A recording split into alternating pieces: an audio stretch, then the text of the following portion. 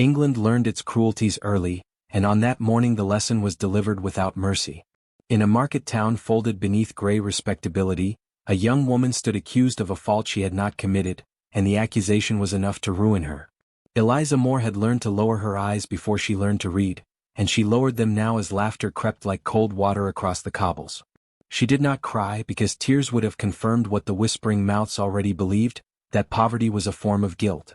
The narrator of her life, had one existed, might have called it an ordinary injustice, yet to Eliza it felt final, as though the future itself had stepped back from her. This was how stories began for women like her, not with romance but with quiet erasure. Beyond the town, the land rose into measured fields and disciplined hedgerows, all of it belonging to a man who had no patience for spectacle. The Duke of Ravenshire had inherited not only acres and titles, but a particular weariness of the world. He was spoken of in London drawing rooms with curiosity sharpened into reproach, for he refused the alliances that polite society considered his duty. To the matchmakers, his resistance was arrogance. To the ambitious mothers, it was insult. To himself, it was survival. He had seen affection reduced to negotiation, and tenderness traded for advantage, until the very idea of marriage felt corrupted. Thus he retreated to Ravenshire, where silence was honest and expectations fewer. On the day Eliza's name became a rumor, the Duke passed through the town without intention, delayed only by a halted carriage and the inconvenience of time. He heard the laughter before he understood it, and understanding arrived with a displeasure that surprised him. Crowds rarely moved him, yet something in the rigid stillness of the accused young woman resisted dismissal. Eliza felt the weight of his attention like a held breath, though she did not look up, and could not have named the reason her shame sharpened. He did not intervene, for intervention was spectacle, but he listened, and listening altered him. In the measured exchange of accusations and denials, he recognized a familiar violence, the kind that required no raised voice to wound. When the matter dissolved without resolution, as such matters often did, Eliza was released, not absolved, free only to carry the mark of suspicion. She turned away, her future narrowed to endurance, unaware that she had been seen. The Duke resumed his journey, yet the road failed to reclaim his thoughts. Against his will, her composure unsettled him more than beauty ever had. He told himself it was nothing, a momentary disturbance, and believed the lie only briefly. That evening, as Ravenshire's halls settled into their habitual quiet, the Duke found that silence no longer sufficed. Elsewhere, Eliza counted the cost of the day in sleepless hours and careful resolve. She resolved to make herself smaller, quieter, safer, believing invisibility the only remaining mercy. Between them stretched the unspoken distance of class and custom, a chasm maintained by habit rather than law. Yet fate, indifferent to propriety, had already begun its quiet work. In the days that followed, the Duke would remember her stillness, and Eliza would sense an unnamed change in the air. Neither yet understood that a single act of attention had set their lives on a collision course with scandal, and with grace. What had begun as public shame now carried the dangerous promise of recognition. For the Duke of Ravenshire, who despised the rituals of marriage, and for Eliza Moore, who feared notice more than loneliness, the world had quietly shifted. Neither could retreat without cost, and neither yet knew the price that would be demanded. Tragedy, when it announces itself softly, is most often mistaken for coincidence. So it was that a mourning meant to erase a poor woman instead inscribed her into the conscience of a duke. England would not forgive either of them easily. The machinery of class had already begun to turn, slow and implacable. And somewhere between the Duke's disquiet and Eliza's resolve, a story took its first breath. It was not yet love, nor even hope, but it was no longer indifference. The town would forget her face soon enough, but the Duke would remember the manner in which she endured. Endurance, he reflected, was a form of courage rarely celebrated. Eliza, for her part, would carry the day like a bruise, tender and instructive. She could not know that she had unsettled a man armored by privilege, nor that such armor, once cracked, could never be fully repaired. The injustice that had sought to diminish her instead expanded the boundaries of her life. In this way tragedy announced its opposite. The Duke slept poorly and Eliza did not sleep at all. Both lay awake with thoughts they lacked the language to name. Outside their rooms, England rested comfortably upon its certainties. Inside, something restless had begun. The next meeting, should it come, would not be accidental. And if fate had already chosen its moment, it had done so without asking permission. Thus ended a day that began in disgrace and concluded in quiet disturbance. For Eliza Moore, the world had narrowed. For the Duke of Ravenshire, it had widened dangerously. Neither would be allowed to remain unchanged. History favors those who move unseen until the moment they cannot be ignored. Eliza had been ignored all her life, and the Duke had spent his avoiding notice. Now attention hovered between them like an unanswered question. When dawn returned, it would find them altered in ways neither could yet defend. The tragedy that opened this tale had not destroyed her, but it had summoned him. And in that summoning lay the quiet threat of scandal, mercy, and an unthinkable future. England had witnessed her shame, but it had not yet reckoned with his choice. That reckoning waited just ahead. England did not wait for wounds to heal, it preferred them visible. The rumor that clung to Eliza Moore hardened overnight into something sharper, and by morning it had acquired details she had never lived. Doors closed with a politeness that felt rehearsed, and offers of work thinned to glances heavy with assessment. Tragedy announced itself not through calamity but through subtraction, as each familiar kindness quietly withdrew. Eliza accepted the narrowing with discipline, telling herself that survival required patience, not protest, yet the effort left her hollow. She carried the day's labor like penance, measuring her worth by endurance alone, and resolved to ask for nothing that might invite notice again. The Duke of Ravenshire meanwhile found his estate restless. Letters arrived from London bearing invitations and insinuations in equal measure, all reminding him of obligations he had long refused. He set them aside with an irritation he mistook for boredom. It was not boredom. The memory of Eliza's composure had followed him home, an unwelcome guest that refused to announce itself. He told himself that attention was a form of vanity, that interest was easily confused with charity, and that charity itself was a danger when observed. Even so, he found his steward summoned, questions asked, and a small correction ordered, the sort that altered a life without altering a ledger. When word reached Eliza that work might be found beyond the town, she suspected a trap. Assistance, she had learned, often came with conditions that cost more than hunger. Yet the message bore no demand, only instruction, and she obeyed because refusal offered no safety. The journey was brief, conducted with an economy of speech that preserved dignity on both sides. At Ravenshire, arrangements were explained plainly without emphasis or apology. The Duke did not appear and Eliza was grateful for the absence. Gratitude was safer than hope. It was the restraint of the gesture that unsettled her. No praise was offered, no curiosity indulged, no questions asked that might pry at her past. She worked, and the work fit her as if steadiness itself had been hired. In the evenings she read borrowed pages slowly, shaping letters with care, and felt a cautious relief in usefulness. Yet usefulness, she discovered, did not shield her from rumor. By the week's end, whispers had found their way to the gates, and speculation attached itself to her name with inventive cruelty. The Duke heard the whispers too, though they reached him softened by deference. He recognized the pattern immediately: kindness misread as interest, interest inflated into scandal. The error offended him less than the inevitability of it. He had spent years refusing the theater of marriage precisely to avoid such distortions, and now found himself implicated despite caution. He corrected nothing publicly, believing that attention would worsen the damage. Privately, he felt an unexpected anger not at Eliza, but at the ease with which society weaponized inference. Eliza sensed the shift before it was named. Voices lowered when she passed, pauses lengthened, and the smallest courtesy acquired a double meaning. She moved carefully, determined to give no cause, and yet understood that cause was no longer required. One afternoon she was summoned and informed, gently, that circumstances advised her return to town. The explanation was mercifully brief.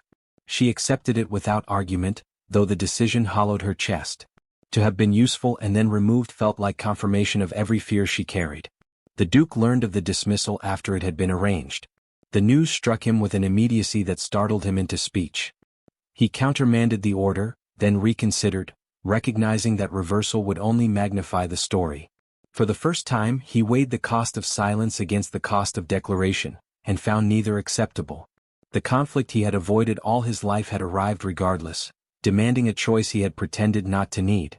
When Eliza was told she might stay, she understood at once that staying would be read as presumption. She spent the night awake, balancing dignity against survival, and decided that withdrawal was the only protection left to her. Before dawn, she composed a letter in careful phrases, thanking those unnamed for their consideration and requesting leave to depart. She sealed it with hands that did not shake. This, she told herself, was what strength looked like when no one applauded. The letter reached the Duke at breakfast. He read it once, then again, hearing in its restraint an echo of his own habits. The realization unsettled him more than gossip ever could. He had mistaken distance for integrity and discovered, too late, that distance could wound as surely as intrusion. By midday, he had ordered his carriage, not to pursue explanation, but to intercept departure. What followed would be described later as generosity or defiance, depending on the speaker. In truth, it was neither. It was recognition, precise. When the Duke arrived, he did not offer justification. He asked only for time, a request framed as respect rather than command. Eliza, startled by the gravity of his attention, granted it because refusal felt like cowardice and acceptance like peril. Their exchange was brief and measured, yet something irrevocable passed between them. He spoke of honor without ornament, and she answered with honesty unmarred by expectation.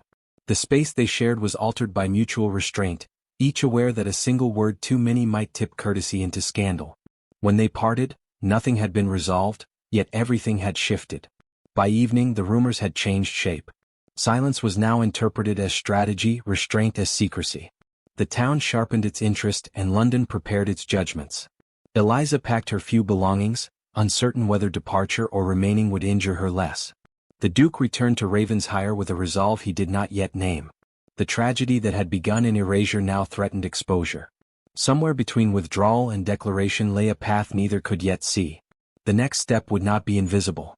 A storm arrived without warning, and with it came truths neither Eliza nor the Duke could any longer avoid. The rain had fallen all night, and the estate's paths were slick with mud, yet inside the library the air was dense with expectation.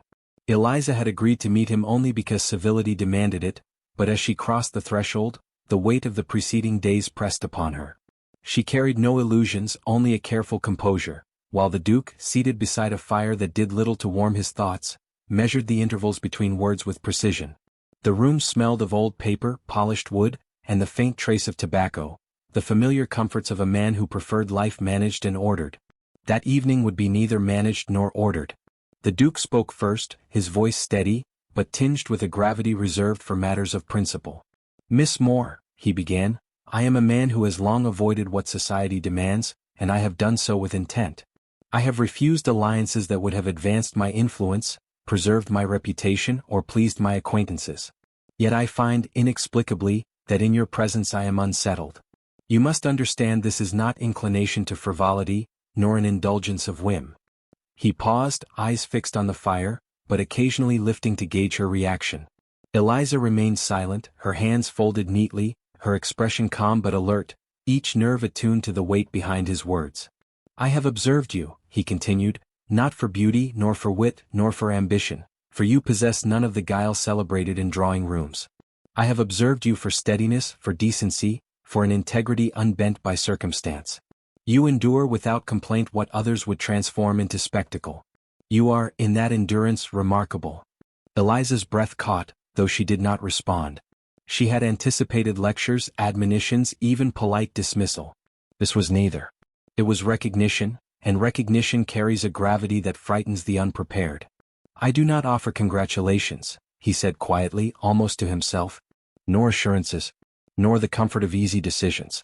I offer observation and, should you allow it, truth. It is not for me to prescribe the world's judgment, nor to instruct you in its cruelty. Yet I will speak plainly, I find myself compelled to act contrary to expectation, and this compulsion unsettles all I have known." Eliza drew in a slow breath. Her mind raced through the rules she had been taught: obedience, humility, invisibility. She had mastered them all, yet mastery now seemed insufficient. "Your Grace," she said softly, I do not know what you wish of me. I have only sought to survive, to remain unnoticed, to live without offense." Her voice faltered for a single, poignant heartbeat, the first betrayal of fear. "You offend no one," the Duke replied with calm certainty, "except the vanity of those accustomed to seeing influence bow to station. That offense is mine to bear if it must be borne. I will not pretend that what I am about to consider will meet with approval, nor that it will cause less pain than convenience. I will not pretend it is ordinary." He leaned back, a gesture of repose that belied the tension coiled beneath. "I find that I would choose you should choice be mine to make, and yet the world would interpret such choice as folly. I name it thusly, for what else can it be, in an age that prizes wealth above principle?" Eliza's hands tightened, the faintest tremor betraying the impact of his words. Her life had been guided by caution, her mind trained to avoid spectacle at all costs. To hear a man, a duke of such reputation, speak with candor and, dare she think it, admiration, left her suspended between disbelief and a dawning comprehension. "I do not presume," the duke added, rising now and pacing slowly before the hearth. "I offer only the truth as I perceive it. That you endure, that you carry yourself without vanity, that you act with honesty untempered by ambition. These things have become a matter of consequence in a world that measures worth in gold and lineage. I am drawn to them as one might be drawn to light in darkness. Yet I do not mistake this for charity, nor for necessity, nor for caprice. It is observation, deliberate and unwavering." Eliza's voice found itself before she could restrain it. "And if I cannot be as you expect? If I am not sufficient?" The word lingered between them, weighted with all the humility she had cultivated to survive. "You are more than sufficient," he said quietly, and the sound carried a finality that startled her. "Sufficiency in your case is measured not in possessions or pedigree but in integrity. That integrity, Miss Moore, renders the world's judgments trivial. It may scandalize, it may provoke whispers, yet it remains yours untouched." The room settled into a silence, the kind that hums with significance. Neither spoke for several moments, and in that stillness, both understood that a line had been crossed. It was not a line of intimacy nor of romance fully realized, but a threshold of acknowledgement, that two people, divided by station and circumstance, had recognized each other's truth. The air was charged with what had yet to be named. He turned toward her then, and for the first time, the reserve in his gaze softened into something almost human, almost vulnerable. "I cannot promise that my actions will be understood, nor that my choice will please.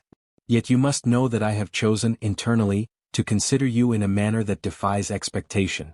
Eliza's throat tightened, and she realized with sudden clarity that she had been awaiting this moment without knowing it. For all the humiliation, all the whispers, all the careful avoidance, a recognition of her worth, pure, unassailable and observed, had been missing from her life until now. She could not yet name the emotion swelling within, only the urgent necessity to acknowledge its existence.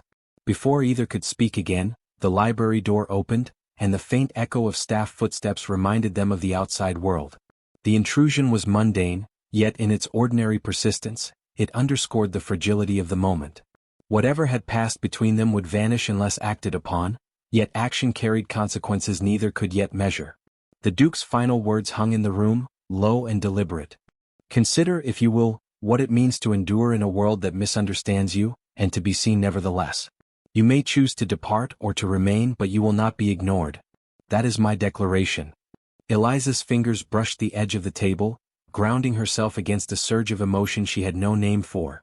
She had survived misjudgment, humiliation, and whispered cruelty, yet in this private confession she felt exposed in a manner far more profound. It was not danger in the physical sense, nor scandal fully realized, but a revelation of consequence. That one man's observation, deliberate and unyielding, had the power to reshape her sense of possibility. When she left the library that evening, the rain had ceased, but the air remained heavy with promise and apprehension. She walked slowly along the estate paths, each step measured, each breath attentive to the new tension that had been woven between them. The storm had passed, yet the world felt altered. The Duke remained inside, staring at the smoldering embers of the fire, contemplating the enormity of a choice he had not yet spoken aloud. Neither had spoken of love, nor had the word been necessary. Recognition alone had reshaped their reality, positioning them on the cusp of decisions that could provoke scandal that might yet transform endurance into courage, observation into action. The tragedy that had marked Eliza's life, the public humiliation, the whispers, the erasure, now bore a counterweight. Acknowledgement, deliberate, resolute, and unsettling in its power. As the first candlelight flickered against the pane, neither could yet know how society would respond, or how their own hearts would navigate the uncharted space between propriety and desire. One thing was certain: the quiet acknowledgement of truth had changed everything. And somewhere in that acknowledgement lay the faintest whisper of inevitability, a promise of storms yet to come, a challenge neither could refuse. The announcement spread like wildfire, and England, predictably, reacted with a precision sharpened by scandal. The Duke of Ravenshire had declared his intention, not in whispers or guarded glances, but in the clarity of formal notice, that he would take as his wife a woman unacquainted with wealth, rank, or influence.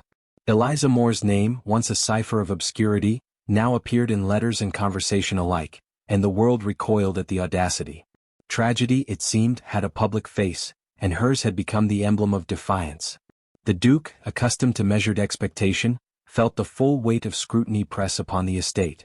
Couriers arrived with inquiries and warnings, friends of friends dispatched letters edged with counsel. Reconsider, remember your duties, heed the consequences. He read them with a patience earned through years of defiance, yet each missive stirred a tension in him that no estate could shelter. The reaction of society was predictable, and yet he found himself unsettled, not by the words themselves, but by their reflection of a world unwilling to accept virtue where it could not be commodified. Eliza, in turn, discovered the precariousness of recognition. Invitations she once would have avoided now arrived with expectation. Strangers offered assistance, eyes followed her steps, and even servants whispered in tones more curious than respectful. She walked the halls of Ravenshire with deliberate care, conscious that every gesture, however small, would be scrutinized. Yet in her chest, a quiet pride began to take root, subtle as the dawn, and fragile against the gale of expectation. She was neither a noblewoman nor a socialite, yet she had been chosen, and in that choice lay a dignity the world could not revoke. The preparations for the announcement were meticulous. Carriages polished, silver arranged, and rooms aired and scented, all the trappings of a society that measured propriety in detail. The Duke observed with a silent satisfaction. The performance was necessary, but it did not touch the heart of his intent. His gaze often found Eliza amid the bustle, noting the way she moved with quiet composure, unspoiled by fear or vanity. In her restraint, he recognized the very qualities that had drawn him, qualities the world struggled to value. When the day of disclosure arrived, the household gathered as though awaiting a storm. Letters were dispatched to friends and kin, announcing the intended union in the formal language of etiquette, yet beneath the decorum lay a tremor of uncertainty. London salons buzzed with speculation. Some deemed the choice foolish, others suspected the Duke had been compromised, few allowed themselves to consider the possibility that he had acted from principle rather than folly. The audacity of marrying a poor, unacquainted woman struck like a lightning bolt in the moral sky of Victorian society. Eliza bore the scrutiny with surprising steadiness. She received congratulations with a measured grace and rebuked whispers with nothing more than a polite nod, never allowing the fragile applause of propriety to sway her. Her presence was at once humble and unwavering, a living contradiction that the world could neither interpret nor control. Each gesture, each careful smile, carried the quiet assertion of self-possession, a defiance so soft it might have been mistaken for timidity. Yet the Duke saw it for what it was: courage refined by necessity, elegance shaped by endurance, a moral backbone that demanded attention even from the obstinate. At Ravenshire, the household whispered among themselves. The staff, who had long understood the Duke's avoidance of convention, now exchanged furtive glances, observing Eliza's comportment with a mixture of awe and anxiety. Would she break under scrutiny? Could she withstand the weight of expectation without faltering? Each minor accomplishment, accepting a gift, directing the seating at a luncheon, offering quiet assistance to a servant, was magnified into narrative, and each narrative carried the implicit challenge: adapt or fail. Eliza adapted, silently, brilliantly, and each small triumph widened the space between her and the doubts of others. The Duke, observing this transformation, felt a mixture of pride and apprehension. His affection, carefully restrained in private moments, now took on a public dimension of protectiveness. Not in the form of possession, nor in the assertion of power, but in quiet vigilance, the monitoring of potential indignities, and the subtle redirection of circumstances to shield her where he could. Society, relentless in its gaze, could not yet interpret the depth of this regard. It could only note the anomaly: the Duke's devotion to a woman without pedigree or wealth, and the woman's composure in response. Letters arrived from London bearing thinly veiled admonitions, urging reconsideration, warning of the potential ruin to reputation, yet the Duke set each aside. To yield would be to concede not only his personal judgment but the principles he had cultivated through years of observation and avoidance. Eliza, reading the same letters in private, felt the pulse of danger without panic, understanding that survival now required resilience of both heart and mind.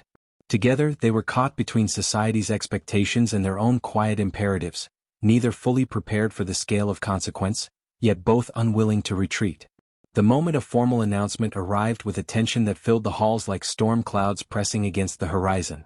Guests assembled in careful alignment, voices hushed beneath the weight of propriety. Eliza's presence was measured, her movements graceful yet restrained, embodying both humility and a nascent authority. The Duke, deliberate in every gesture, spoke in tones of dignified clarity, framing the union in terms of respect, honor and personal conviction rather than social advantage.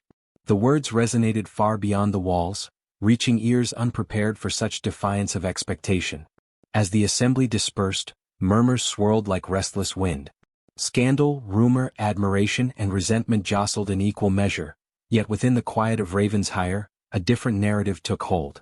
The Duke and Eliza, each aware of the other's vigilance, found in the acknowledgement of truth a fragile sanctuary. The world could scorn, misinterpret and whisper. The world could not undo the recognition they had forged in private. And in that recognition lay a new kind of courage, an unspoken agreement that endurance had found its reward, and that love, when guided by honor rather than convention, could be both quiet and revolutionary. Yet even as they savored this delicate triumph, a tremor of uncertainty lingered. Society's scrutiny would not abate, nor would the fragile threads of rumor unravel so easily. Every action would now carry weight beyond personal consequence, every glance and gesture scrutinized under the lens of expectation. The Duke understood that the union he had chosen, though noble in intent, was a provocation in the eyes of the world, and Eliza, though dignified and steadfast, felt the pressure of an entire class observing her endurance. Night fell over Ravenshire, candlelight flickering against polished surfaces, and a quiet reflection settled upon both hearts. The tragedy of public scrutiny had shifted into the challenge of sustained propriety. The scandal, once imagined, now required navigation. Neither could yet foresee how far the ripples of this announcement would extend, nor the precise measures necessary to preserve both dignity and affection. The choice had been made, yet the consequences remained, patient and implacable, waiting to test every resolve they possessed. In the shadowed corridors of the estate, as candles guttered against draughts and silence deepened, a singular thought took root in both minds. The world had not yet seen the full measure of what they were capable of enduring. And in that awareness, quiet yet unyielding, lay the promise and peril of the days to come. The world recoiled once more, and in its recoil, something remarkable took shape. Eliza Moore, no longer merely a figure of rumor or a cipher of social curiosity, had entered the life of the Duke of Ravenshire with all the quiet courage that had carried her through humiliation and suspicion. The estate, long a fortress of order and expectation, now hummed with a new rhythm, the measured cadence of endurance meeting recognition, propriety challenged by quiet integrity. The storm of scandal that had once threatened to undo her had softened into a current of possibility, though one still charged with the potential for misstep.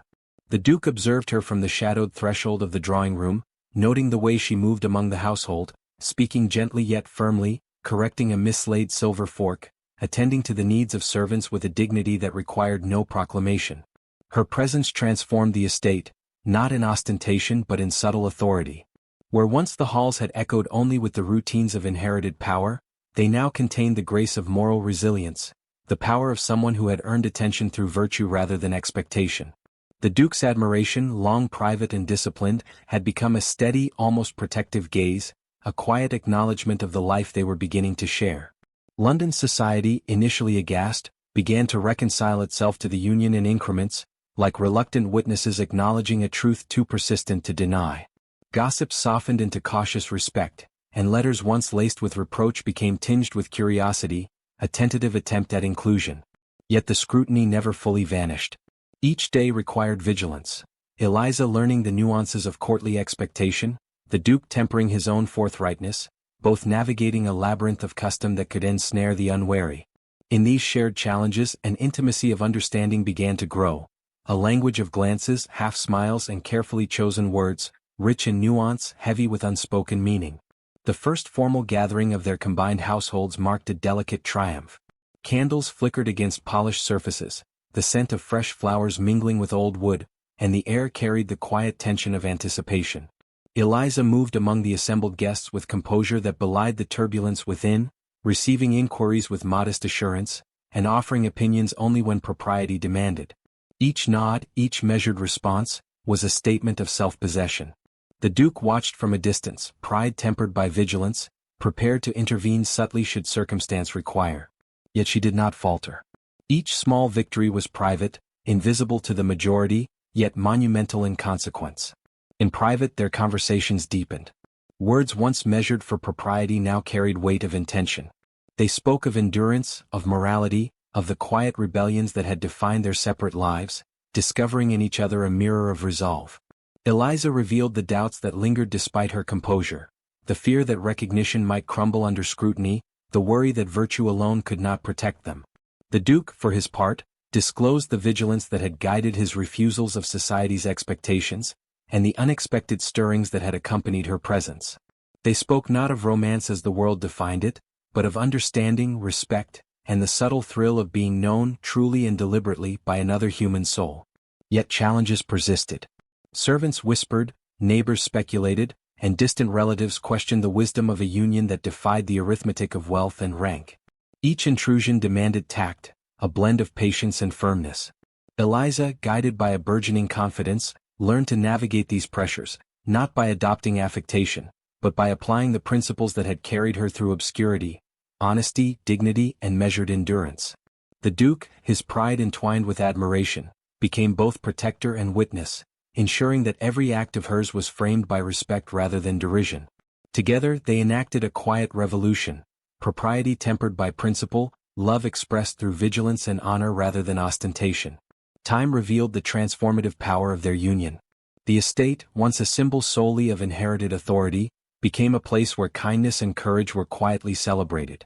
Workers found their dignity acknowledged, small acts of charity were administered without flourish, and Eliza's presence alone introduced a moral clarity that softened rigidity without dissolving order. Even the harshest observers began to concede the truth. Her worth was intrinsic, her influence subtle yet undeniable. Society had expected scandal, it received integrity. Where whispers had once sought to diminish, they now hesitated, uncertain whether to condemn or to admire. Through it all, the Duke remained a study in controlled intensity. He did not overwhelm, did not dominate. He observed, guided, and protected, allowing Eliza to define her place within the estate, within their lives, within the scrutiny that would never fully dissipate. In the quiet of shared evenings, walking the estate paths under pale moonlight, reading by firelight, conversing in the language of glances and careful phrasing, they discovered the depth of connection that arises not from convenience or circumstance but from deliberate acknowledgement of virtue, courage, and mutual respect. The greatest lesson, perhaps, was not learned in grandeur, but in the ordinary moments. A correct placement of a chair at dinner, a quiet correction of a misinterpreted remark, a shared glance across a table where the weight of expectation hung unspoken yet palpable. These moments, small to any observer, were monumental to those who understood the precariousness of their position, the fragility of dignity in a world hungry for spectacle. In them, the Duke and Eliza found affirmation, that endurance rewarded, that virtue demanded notice, that love, expressed through honor rather than passion, could transform both heart and circumstance. As the season advanced, so too did the perception of their union. Letters from London shifted from incredulity to tentative admiration, acknowledging a rare triumph of principle over convenience. Aristocrats, initially appalled, began to view Eliza with a respect that mirrored the Duke's private regard. The estate itself seemed to hum with the resonance of this moral victory. Halls once cold now warmed with purpose, rooms once echoing with expectation now carried the quiet pride of accomplishment. And through it all, neither the Duke nor Eliza allowed complacency to take root. The vigilance that had guided them thus far continued, but it no longer bore the weight of fear. Even in triumph, there remained the whisper of uncertainty. Every day brought potential judgment, every gathering a reminder that society's gaze was patient, relentless, and mutable. Yet the knowledge of mutual respect, of recognition forged through trial and endurance, sustained them. They had survived humiliation, rumors, and expectation. They had endured the trial of public scrutiny and the quiet test of self-discipline. And though the world might yet object, the foundation of their union had been established, firm beneath the shifting sands of opinion. As night descended over Ravenshire, candlelight flickering across polished surfaces and shadows stretching into corners long accustomed to solitude, the Duke and Eliza shared a final walk along the estate paths. The air was thick with the scent of damp earth and early blossoms, and the estate, long a symbol of order, now carried a new meaning. It was a place where courage, endurance, and virtue had altered the very air. They paused beneath a familiar oak, a quiet understanding passing between them that words could not fully capture. England had witnessed their choice, and though judgment still lingered, their recognition of one another was unassailable. Yet the story did not end here. The next challenge, though unseen, awaited patiently as it always does. The world's scrutiny had softened, but it had not vanished. Whispers could resurface, curiosity could sharpen into suspicion, and the delicate equilibrium of virtue and recognition could yet be tested. Standing together beneath the oak, hands nearly touching, the Duke and Eliza understood that endurance had brought them here, but courage, attention, and wisdom would be required for all the days yet to come. And in that understanding, a quiet thrill mingled with anticipation. The future remained unwritten, its trials and triumphs yet to be revealed.